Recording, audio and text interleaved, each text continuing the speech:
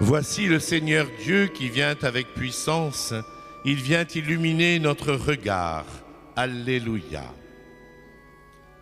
Au nom du Père, du Fils et du Saint-Esprit.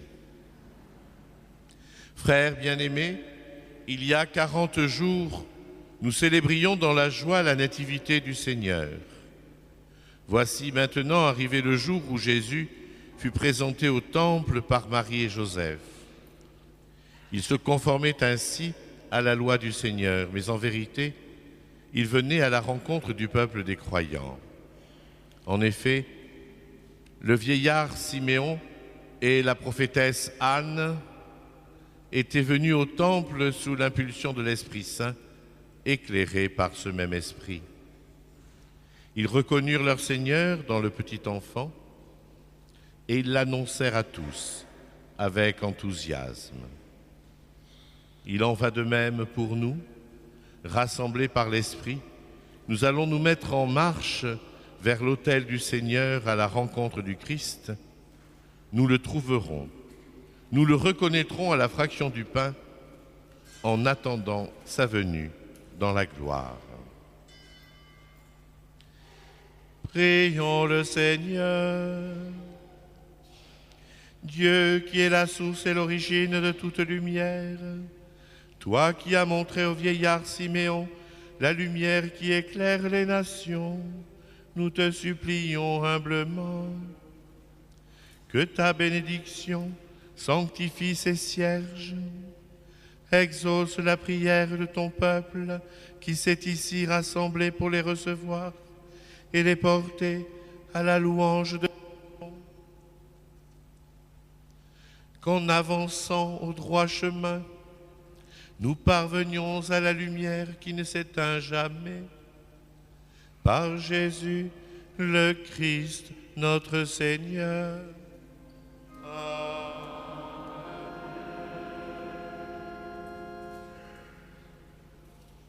Et maintenant, avançons vers l'autel du Seigneur.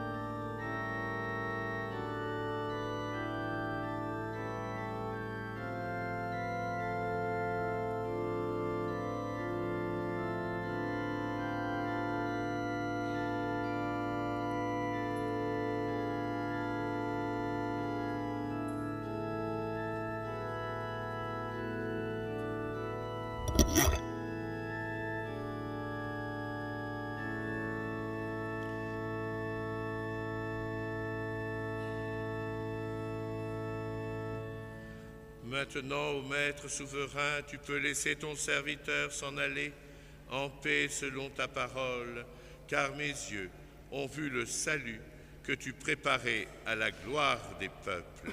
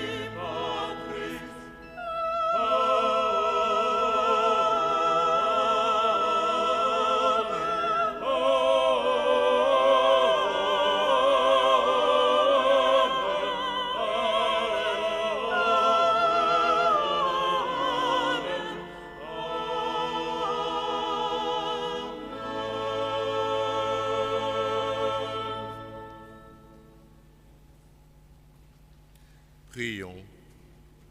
Dieu éternel et tout-puissant, nous t'adressons cette humble prière.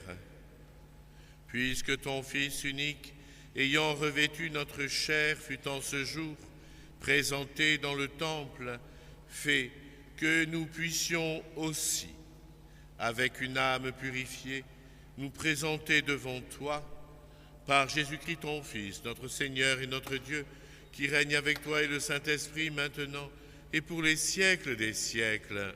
Amen. Nous éteignons les cierges et nous nous asseyons.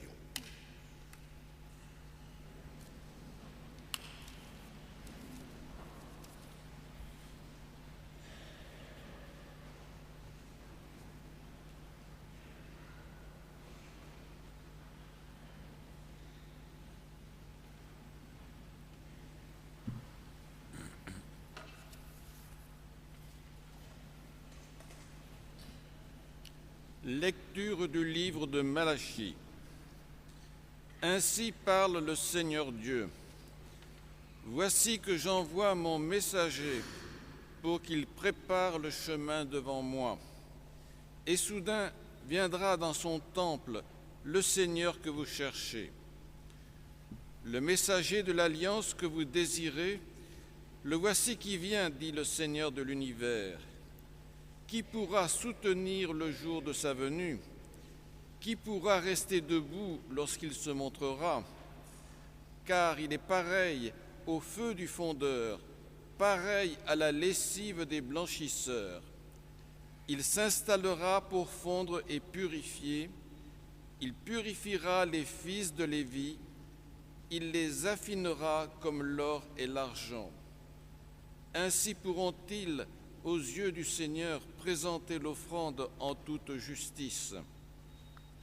Alors, l'offrande de Juda et de Jérusalem sera bien accueillie du Seigneur, comme il en fut aux jours anciens, dans les années d'autrefois. Parole du Seigneur. Rendons grâce à Dieu.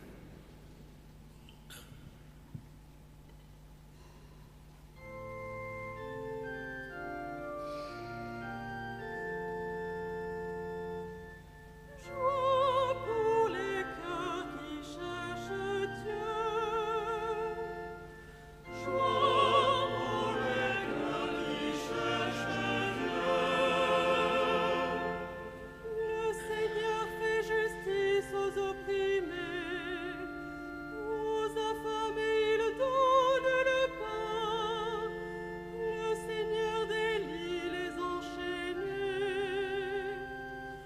Joie pour les cœurs qui cherchent Dieu. Le Seigneur ouvre les yeux des aveugles. Le Seigneur redresse les accablés. Le Seigneur aime les justes. Joie pour les cœurs qui cherchent Dieu. Le Seigneur protège l'étranger, il soutient la veuve et l'orphelin. Le Seigneur est ton Dieu pour toujours. Joie pour les cœurs qui cherchent Dieu.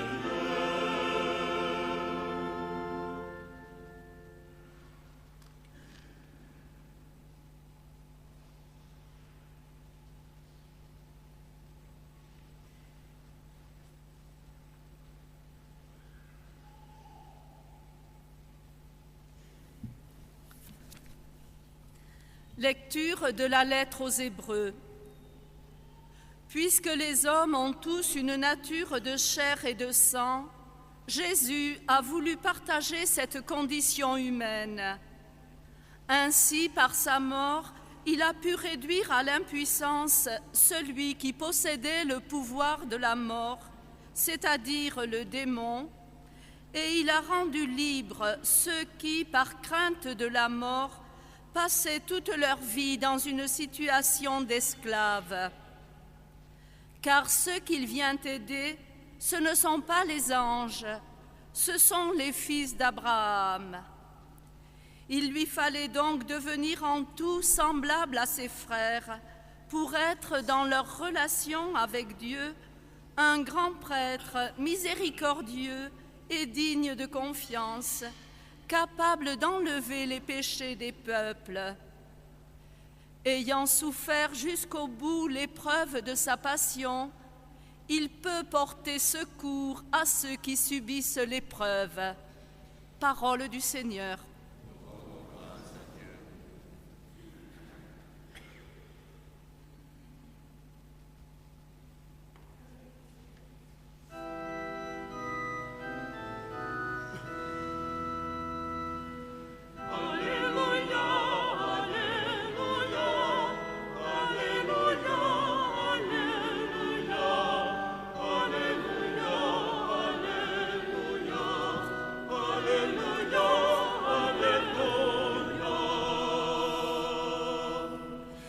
Voici la lumière qui éclaire les nations.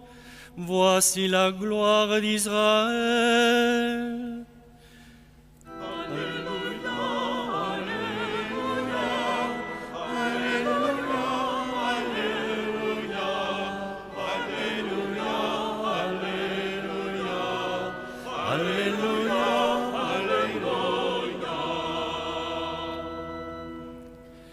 Le Seigneur soit avec vous. Et avec votre esprit. Évangile de Jésus-Christ selon saint Luc. Gloire à toi, Seigneur.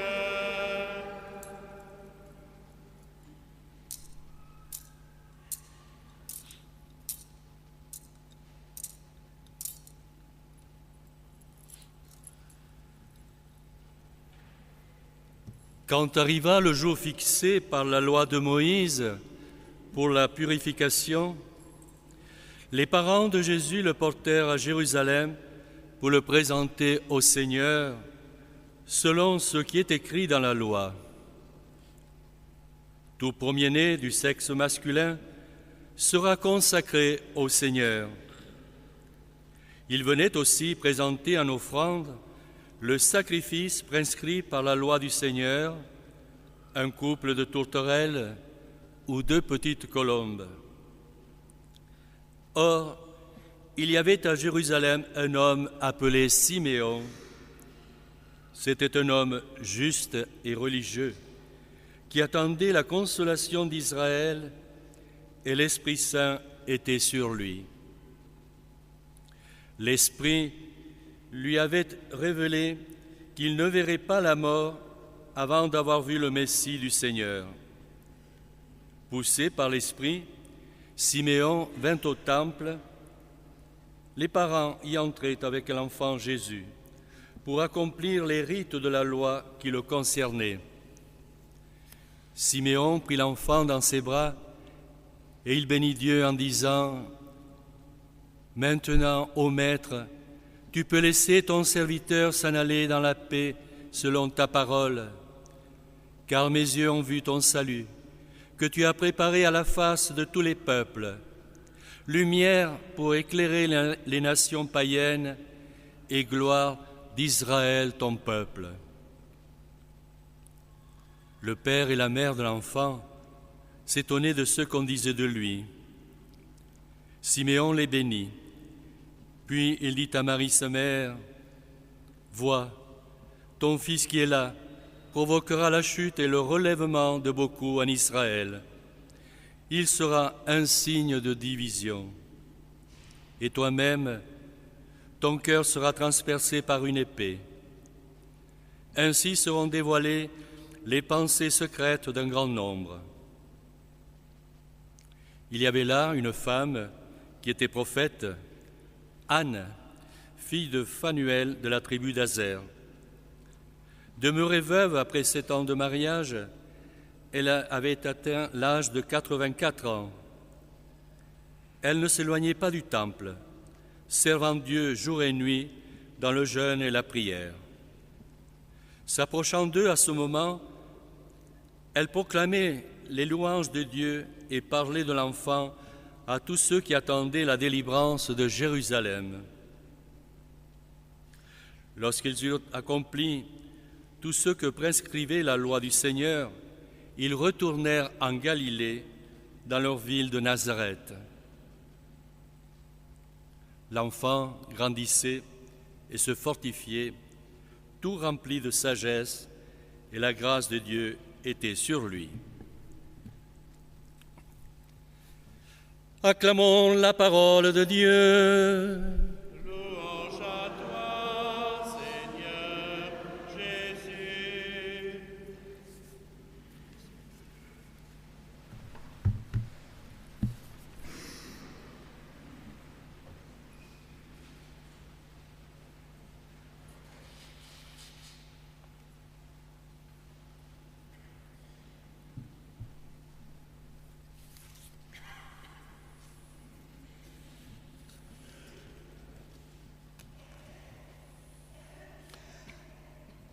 La dernière fois que la présentation du Seigneur est tombée un dimanche, c'était en 2003. il y a 11 ans.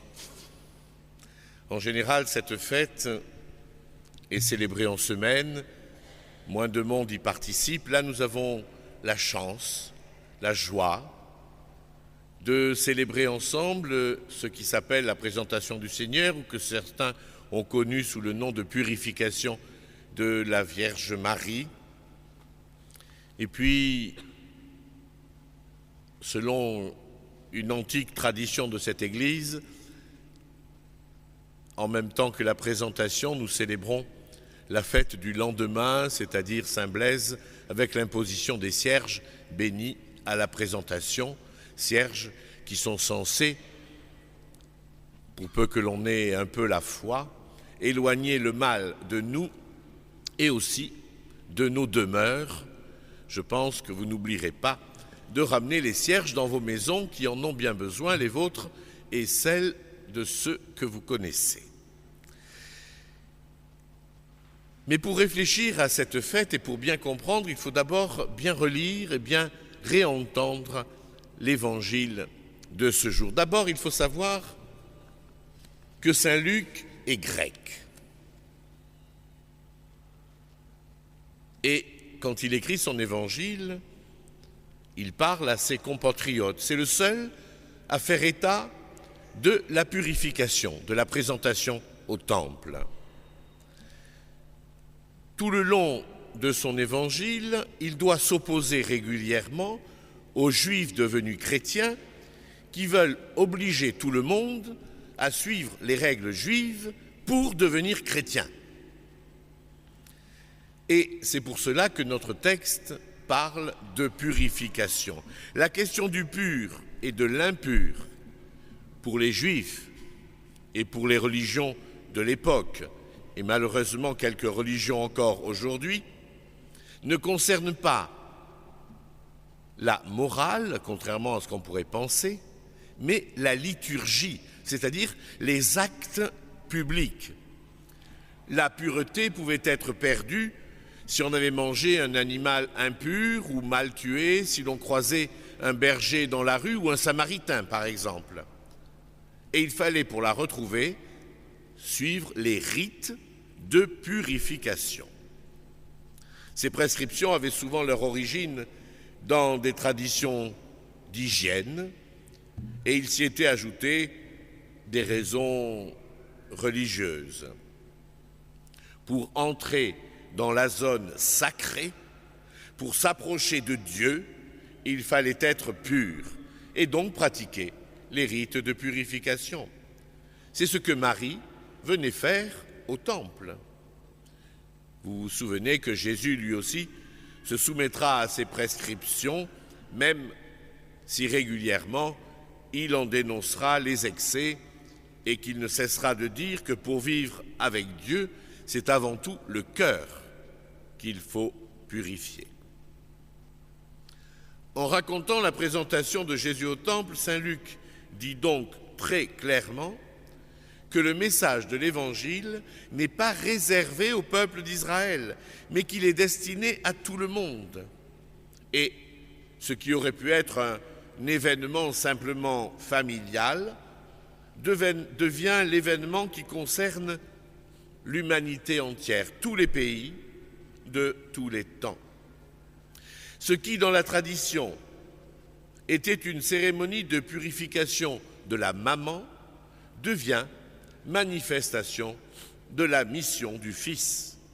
Siméon et Anne symbolisent la longue attente des générations. Et puis, vous avez bien entendu que la scène se passe à Jérusalem, la ville sainte, dont le temple est le cœur.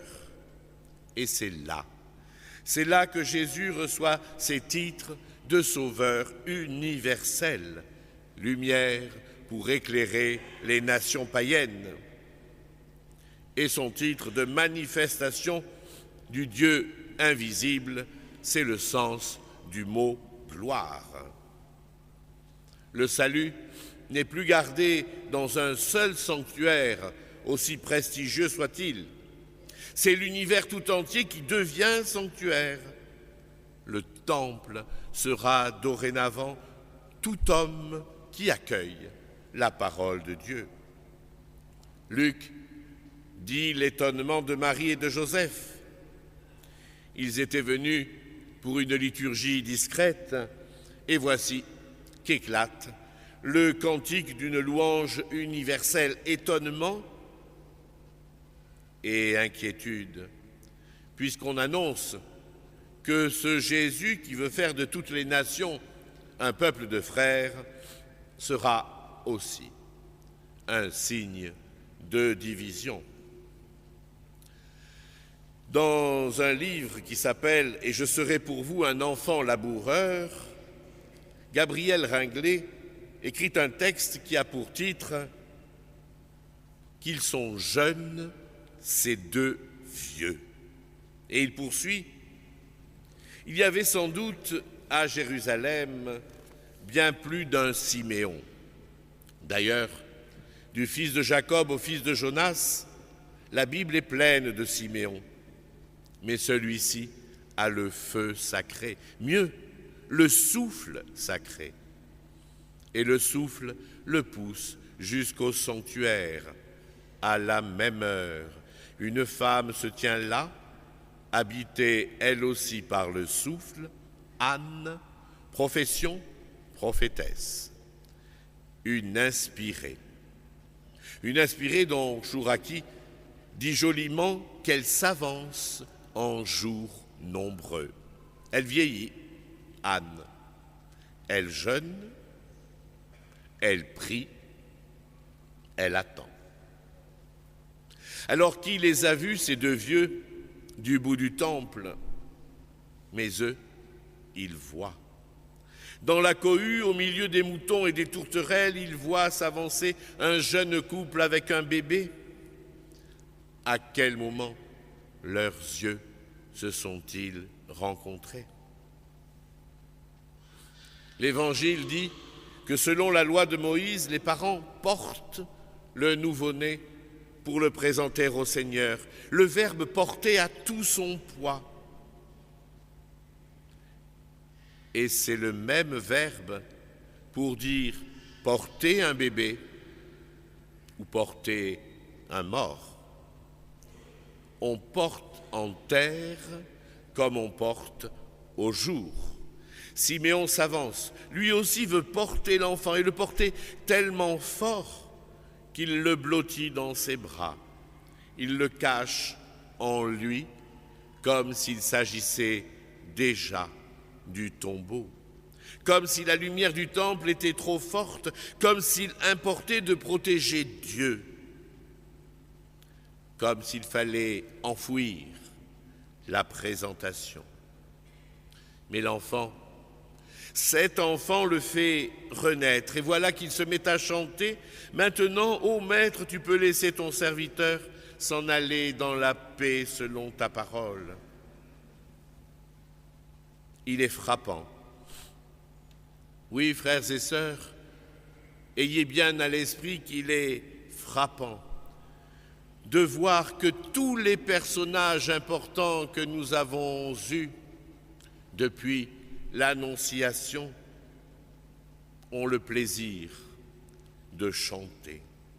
Le Benedictus de Zacharie, le Magnificat de Marie et ici, le Nunc Dimittis de Siméon, les trois plus beaux poèmes du Nouveau Testament. Alors, frères et sœurs, regardons cet évangile d'aujourd'hui qui nous dit qu'à travers la présentation au temple, l'enfant, cet enfant, mais tout enfant, est un don de Dieu. Marie et Joseph, dans un geste d'entière confiance, viennent remettre leur fils entre les mains de Dieu. Ils se rappellent ainsi qu'il ne leur appartient pas, même s'ils ont la responsabilité de son éducation. Alors prions, frères et sœurs, pour chacune de nos familles, chacun de nous, chacun des enfants à travers le monde. Et sachons montrer, dire, et vivre que tout enfant, dès sa conception, n'appartient à personne, mais qu'il est un don de Dieu.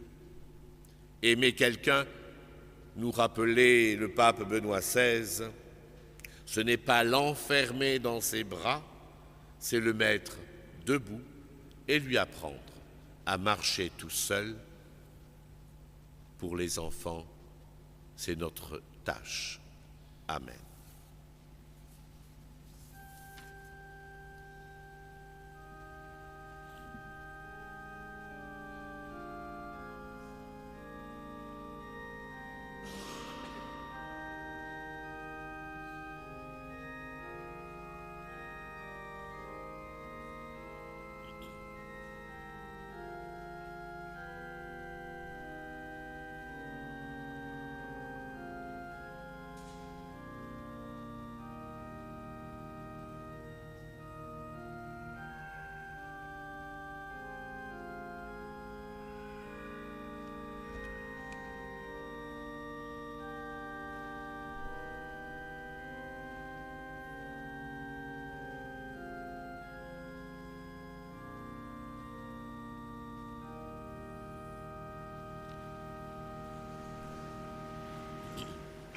Je crois en Dieu, le Père Tout-Puissant, Créateur du ciel et de la terre, et en Jésus-Christ, son Fils unique, notre Seigneur, qui a été conçu du Saint-Esprit, est né de la Vierge Marie, a souffert sous Ponce Pilate, a été crucifié, est mort et a été enseveli, est descendu aux enfers. Le troisième jour est ressuscité des morts, est monté aux cieux, est assis à la droite de Dieu, le Père Tout-Puissant, d'où il viendra juger les vivants et les morts. Je crois en l'Esprit Saint, à la Sainte Église catholique, à la communion des saints, à la rémission des péchés, à la résurrection de la chair, à la vie éternelle. Amen. Maintenant, nous allons procéder à l'imposition des cierges sur ceux qui le veulent, en faisant 3 processions. Les prêtres vous béniront en croisant les cierges que nous avons bénis au début de la célébration.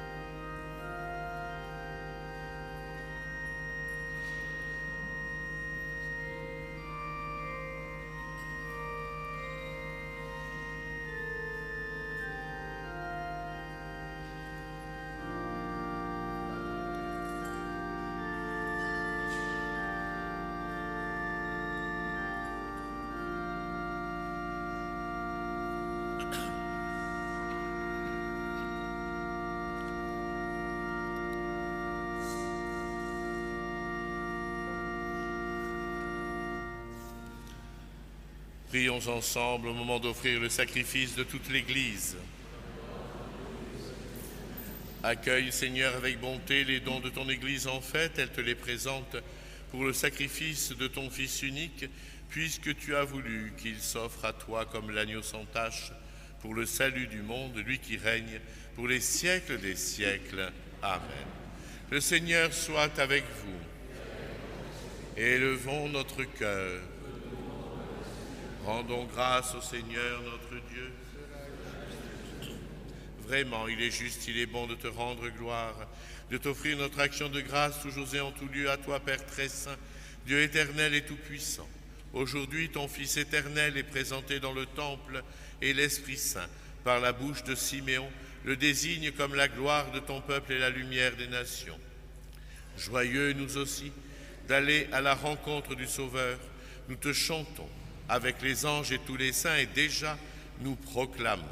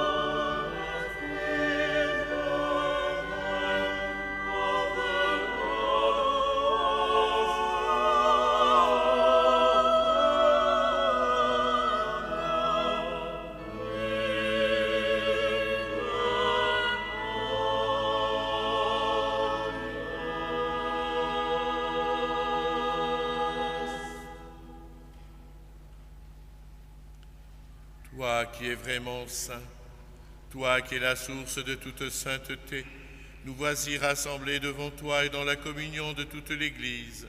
Nous célébrons le jour où la Vierge Marie te présenta dans le temple son enfant premier-né, ton Fils unique, notre Seigneur. Par lui, lumière née de la lumière, Dieu notre Père, nous te prions.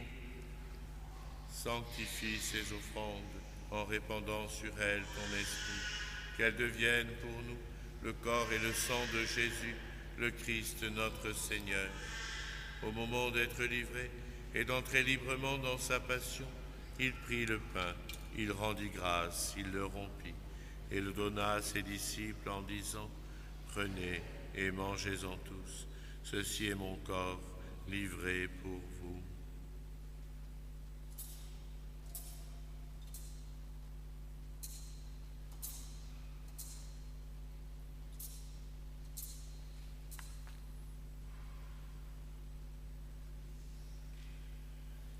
De même, à la fin du repas, il prit la coupe, de nouveau il rendit grâce et la donna à ses disciples en disant : « Prenez et buvez-en tous, car ceci est la coupe de mon sang, le sang de l'alliance nouvelle et éternelle, qui sera versé pour vous et pour la multitude en rémission des péchés. Vous ferez cela en mémoire de moi. »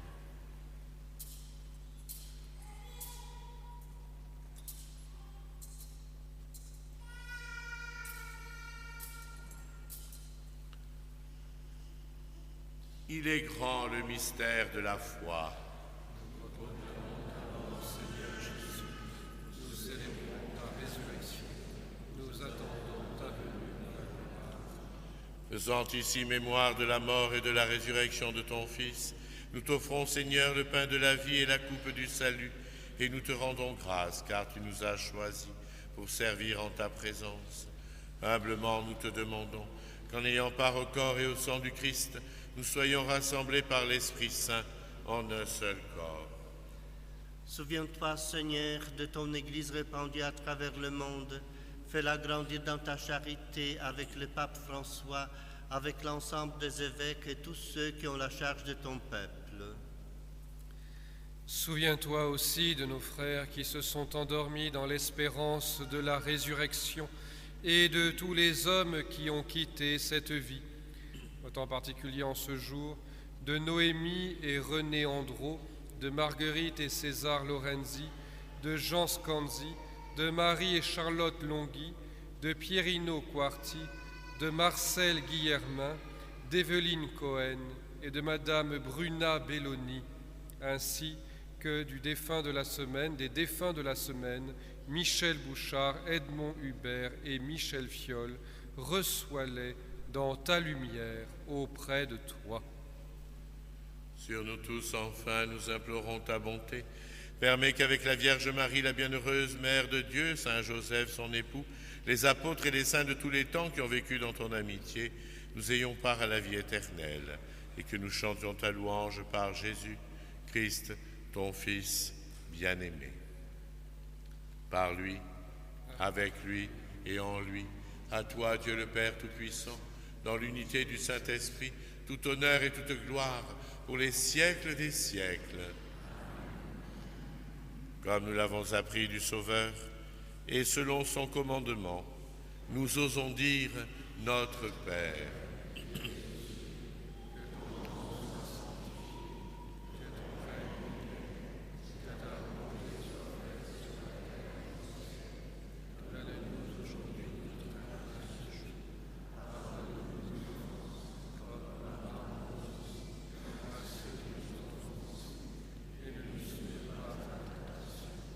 Délivre-nous du mal, car c'est à toi qu'appartiennent le règne, la puissance et la gloire pour les siècles des siècles. Seigneur Jésus-Christ, tu as dit à tes apôtres, « Je vous laisse la paix, je vous donne ma paix. Ne regarde pas nos péchés, mais regarde la foi de ton Église. Pour que ta volonté s'accomplisse, donne-lui toujours cette paix et conduis-la vers l'unité parfaite, toi qui règnes pour les siècles des siècles. » Amen. Que la paix du Seigneur soit toujours avec vous. Et avec votre esprit. Frères et sœurs, dans la charité du Christ, donnez-vous la paix.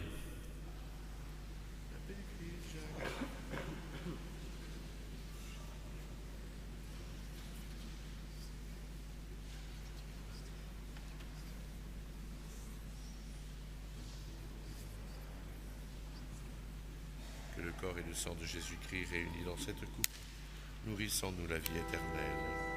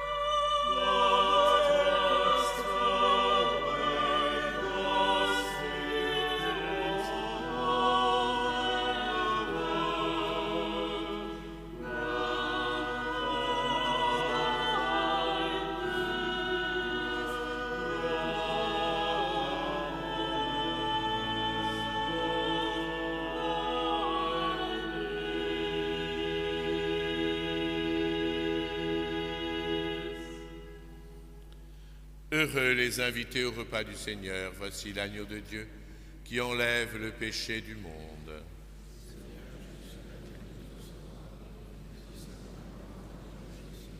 Le corps du Christ nous garde pour la vie éternelle.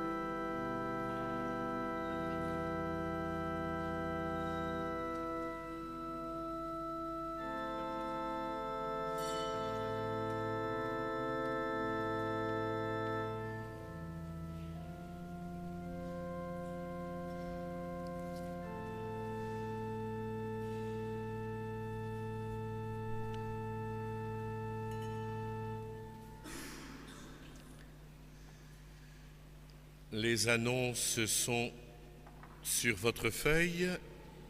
Je vous rappelle juste que le dimanche 16 février, à la messe de 11h, il y aura l'onction des malades pour ceux qui le désirent. Donc ne l'oubliez pas et parlez-en autour de vous. Vous savez que j'ai dit il y a quelque temps qu'on allait faire de l'année 2014 une année de reprise en main. Je sens que les paroissiens sont en train de se laisser aller.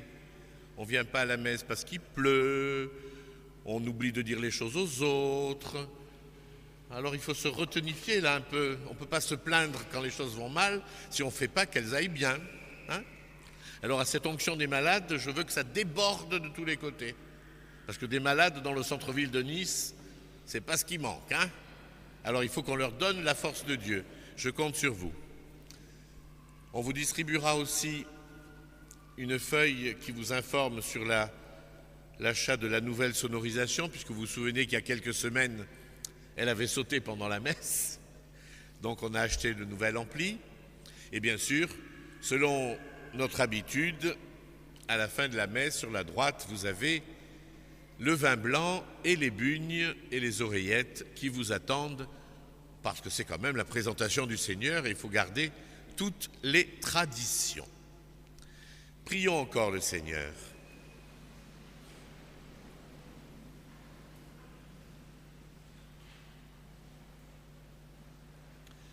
Par cette communion, Seigneur, prolonge en nous l'œuvre de ta grâce. Toi qui as répondu à l'espérance de Siméon, tu n'as pas voulu qu'il meure avant d'avoir accueilli le Messie. Puissions-nous aussi obtenir la vie éternelle en allant à la rencontre du Christ, lui qui règne pour les siècles des siècles. Le Seigneur soit avec vous et que Dieu Tout-Puissant vous bénisse, le Père, le Fils et le Saint-Esprit. Allez dans la paix du Christ.